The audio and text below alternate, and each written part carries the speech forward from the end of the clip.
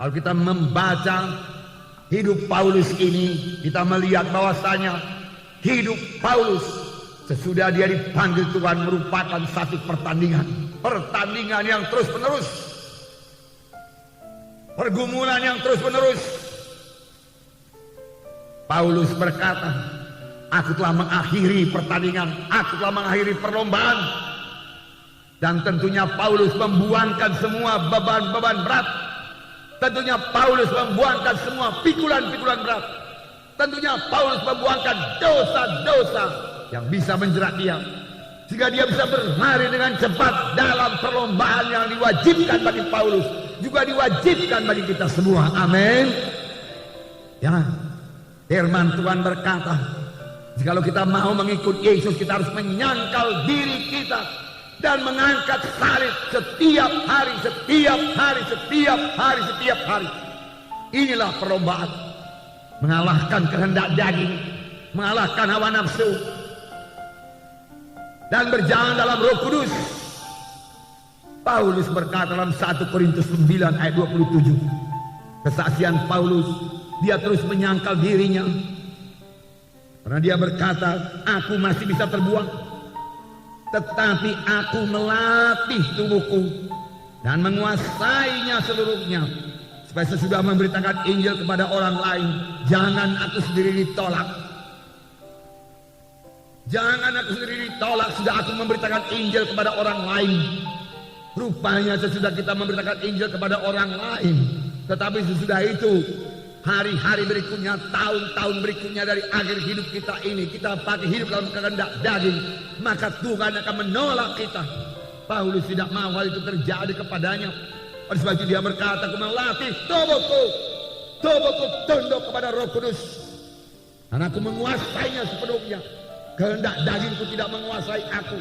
Aku dan kuasa Roh Kudus menguasai kehendak dagingku, menguasai hawa nafsuku, menguasai kemarahanku, menguasai kemalasanku. Jika aku boleh berlari dalam panggilan Tuhan dalam hidupku dan sampai kepada maksud Tuhan. Inilah hidup Paulus yang penuh penyangkalan diri, yang berhasil. Itulah dia hidup Paulus yang perlu kita teladani, supaya kita juga berhasil padaku. Bagaimana Paulus? Tidak ada yang mustahil, karena Roh Kudus yang ada pada Paulus adalah Roh Kudus yang ada pada kita sekarang ini. Amin, saudara. Mari kita teladani hidup Paulus ini. Mari kita teladani hidup Paulus. Amin. Haleluya. Mari kita membaca dalam Kisah Para Rasul 20 ayat 17 sampai 31. Inilah hidup Paulus, inilah hidup pelayanan Paulus. Pertama sekali dia katakan, dengan segala rendah hati aku melayani Tuhan. Dalam pelayanan itu aku banyak mencucurkan air mata, banyak mengalami pencobaan dari orang Yahudi yang mau membunuh aku. Paulus banyak mencucurkan air mata. Dan juga dikatakan Paulus melayani dengan segala kerendahan hati. Paulus rendah hati. Luar biasa wahyu yang telah diterima oleh Paulus. Pada jalan ke Damsyik dia bertemu dengan Yesus, mendengar suara Yesus. Kita sudah melihat dalam Kisah Rasul yang lalu. Saya yakin itu terjadi pada waktu Paulus dilempari dengan batu. Paulus diangkat ke sorga dan mendengar pembicaraan yang tidak layak didengarkan oleh manusia. Paulus menerima ilham yang luar biasa daripada Tuhan. Paulus mengenal Tuhan Yesus. Paulus mengenal kehendak Tuhan dalam hidupnya. Paulus melayani dalam satu pelayanan yang sangat berkuasa, penuh dengan tanda jahit mujizat. Bahkan dikatakan kain-kain atau sabut tangan yang pernah dipakai oleh Paulus lalu dibawa kepada orang sakit, diletakkan atas orang sakit, lalu orang itu sembuh. Meskipun demikian, besarnya wahyu urapan yang dimiliki oleh Paulus, Paulus tetap rendah hati, bakal lembut hati. Dengan segala kerendahan hati aku melayani kamu, dengan banyak mencucurkan air mata aku melayani kamu. Sungguh-sungguh Paulus meniru Tuhan Yesus. Tuhan sendiri berkata, belajarlah kepadaku karena aku rendah hati. Karena aku lembut hati dan rendah hati, maka engkau akan mendapat sentosa bagi jiwamu. Rendah hati.